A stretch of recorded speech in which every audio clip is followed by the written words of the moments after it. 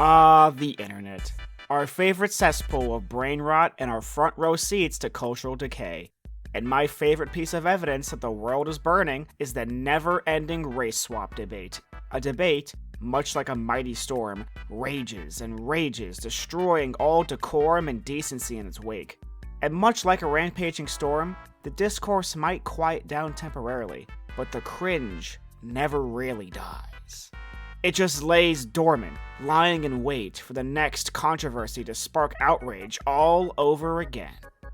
Every few months, a new casting becomes the talk of the town and the newest subject of the same tired arguments. This cycle will repeat until the heat death of the universe, or when people decide to stop sensationalizing stories like these and engaging in pointless arguments with complete strangers, resulting in one or both parties spouting slurs at each other.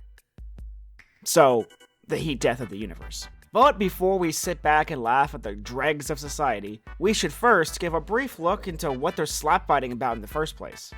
Race swapping is a pretty simple concept to understand.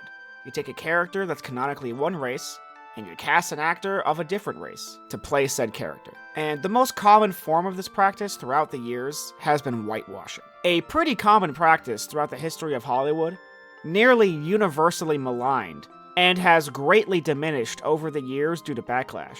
However, as whitewashing diminished, newer forms of race swapping began to rise.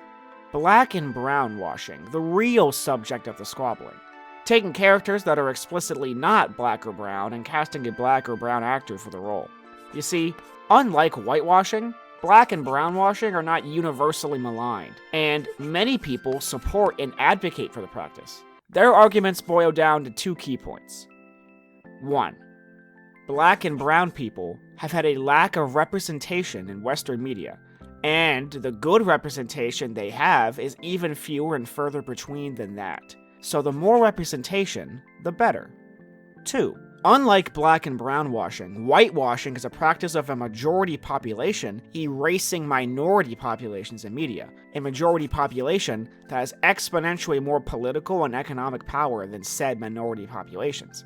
This key difference is why one is appalling and the other is permissible. A lot of people in this camp are college-educated, late 20s to 30-year-olds, so for the purpose of this video, let's affectionately call this camp the Solidarity of Generation Y, or SOY for short. On the other side of the Warriors of Soy are the people who are sick and tired of the modern trend of black and brown washing, and their arguments boil down to this. 1. Whitewashing and black/brown washing are objectively the same practice, casting a character of one race with an actor of a different race. And 2, if both black and whitewashing are the same thing, and whitewashing is considered inappropriate and offensive, then black/brown washing should also be considered offensive. I'll call these protectors of culture the culturally honorable unified defenders, or CHUDs for short. These differences ultimately stem from two radically different definitions of racism. The CHUDs use the colloquial definition of racism, the hatred or general dislike of other races. The SOY's definition, however, boils down to prejudice plus power equals racism, or P plus P equals R. Prejudice cannot be considered racist unless the person committing the prejudice has more systemic or political power than the other person they're committing the prejudice on. And since black and brown people in the West are minorities, they do not possess the political power or systemic control to be racist, or erase the majority population with a race swap. These are oversimplifications of both sides' arguments, but this is essentially the ideological divide between the Warriors of Soy and the CHUDs. Now that we have a basic understanding of both sides of the war, we can examine the basic structure of their skirmishes. First, Disney or some other big corpo studio announces yet another uninspired reboot or reimagining for a once beloved and respected franchise. The internet reacts accordingly. In reaction to the CHUDs shitting all over the diverse casting, a swarm of soy warriors come to defend the massive corporation and scream, "Yas, queen!" only for that swath of support not to materialize in the box office whatsoever. The Chuds and the Warriors of Soy dunk on each other and proclaim the other side are dumb and their mothers should be ashamed of them for at least a few weeks, until people get bored and eventually there's a new race swap for people to be outraged about. But what's actually fascinating about this cycle is that every time it happens, both sides of the conflict become more deeply rooted into their beliefs. All of these squabbles happen on social media, so the idea that anyone is actually trying to have an intelligent conversation is laughable to say the least. But I've noticed that over time, the divide gets larger and larger, and the core arguments on either side get concept crept. Concept creep is the gradual expansion of the meaning of harm-related concepts, kind of like how the internet overused and ruined the term gaslighting.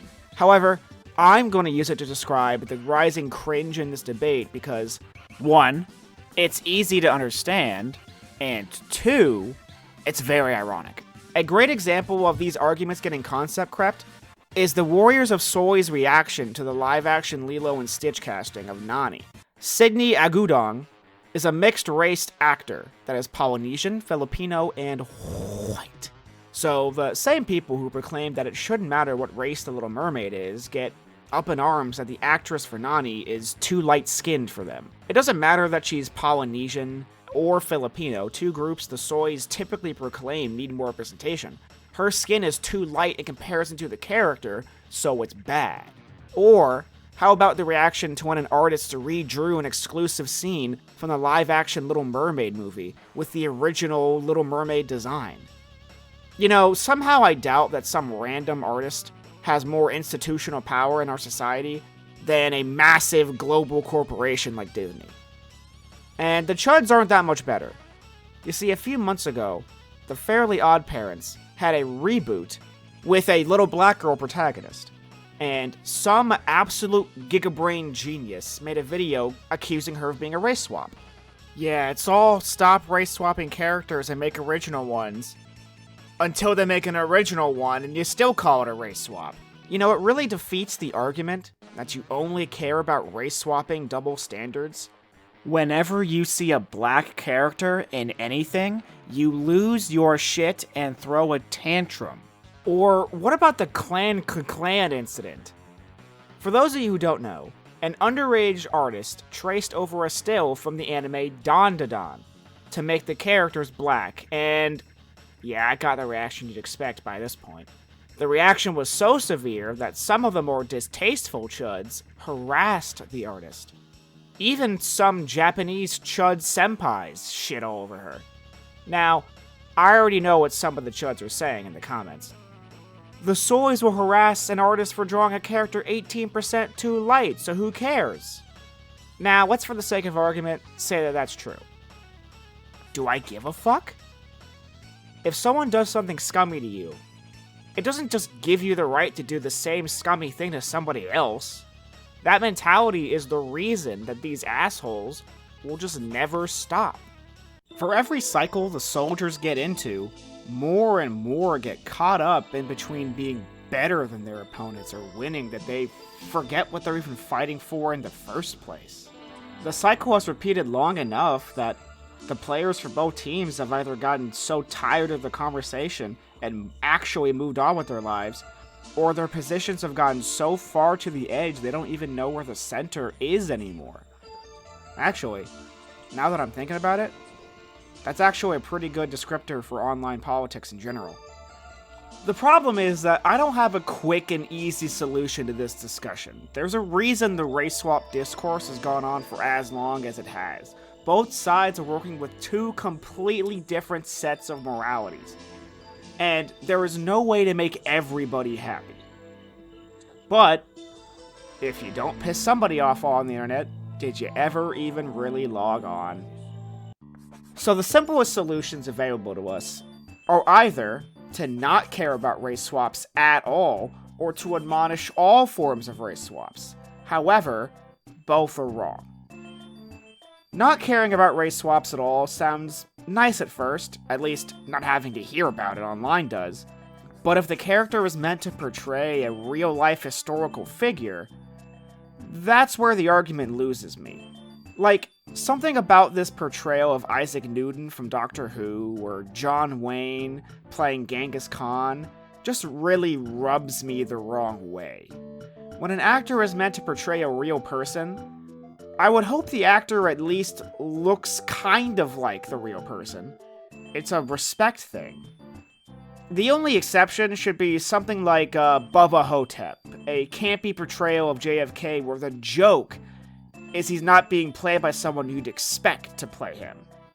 But taking a blanket stance against all forms of race swaps, while at the very least consistent, is throwing out the baby with the bathwater.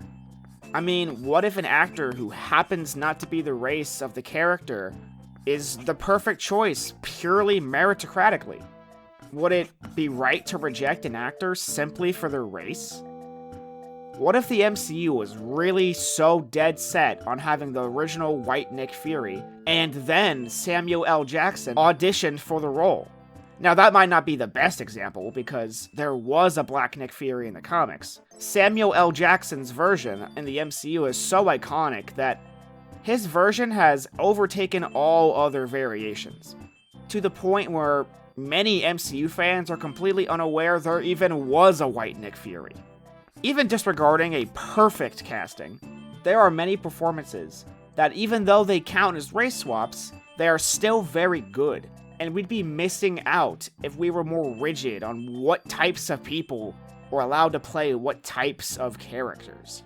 So, Boomer, you filthy centrist, if you can be both too restrictive and too permissive of race swaps, then how do you think people should react if a character is race swapped?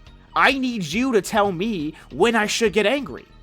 Well, it's not the sexiest answer, but it requires a nuanced examination. Whenever I see a new race swap, I judge it by 4 criteria: intent, medium, historical accuracy, and context. The intent of the creator is whether the casting feels like corporate pandering or not.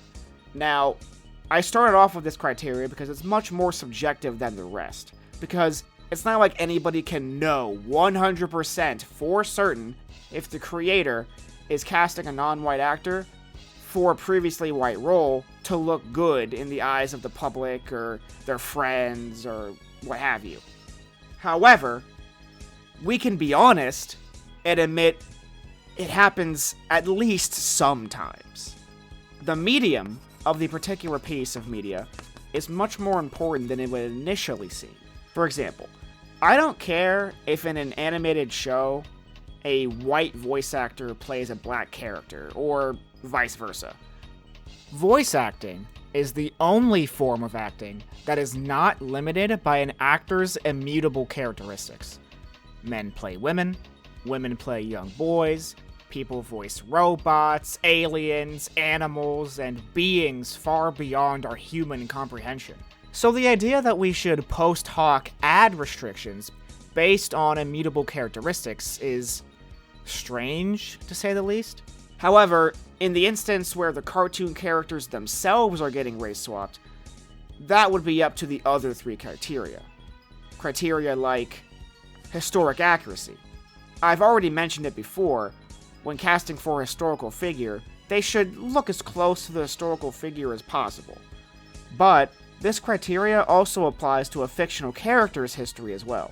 Characters that have their national or racial identity as a core aspect of the character's identity should have that history respected. I don't think anybody would be unironically happy with a Chinese Black Panther. The final criteria that I use is context. The context of the casting is arguably the most important criteria used.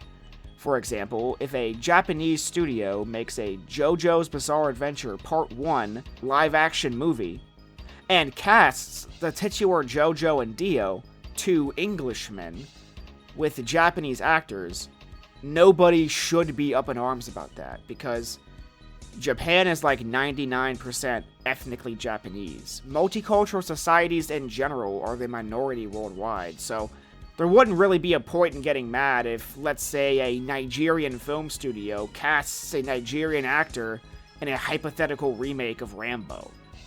Now, the racial makeup of other countries isn't the only context that's important for this discussion. Remember the South Park episode where they made fun of modern corpo trends and made strong, multi-ethnic female versions of all the boys? The usual suspects, the guys who would normally lose their minds over this shit, gave the episode universal praise. A better example of context changing everything is personal attachment. Now, technically, there is nothing in either Goku or Superman's history that necessitates that they're Asian or white, respectively. They're aliens, so as long as they look like humans, they could be any race. But I don't know a single Dragon Ball fan that was happy to see Jimmy Steve from Shameless play Goku, and even the idea of a J.J. Abrams Black Superman movie triggered the Superman fanbase. Because these characters hold a special place in people's hearts. They grew up with these characters, idolizing and loving them.